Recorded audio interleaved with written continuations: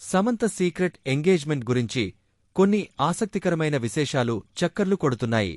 ఇది నిజమా లేక కేవలం పుకార్లా అన్నది ఇంకా స్పష్టత రాలేదు.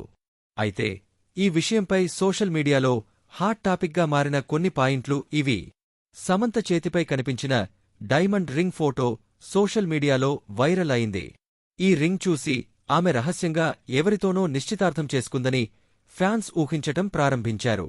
కొందరు టాలీవుడ్ వర్గాల్లో వినిపిస్తున్న మాట ప్రకారం సమంత దర్శకుడు రాజ్ నిడిమోరుతో గట్టిగా బంధం కొనసాగిస్తోందట.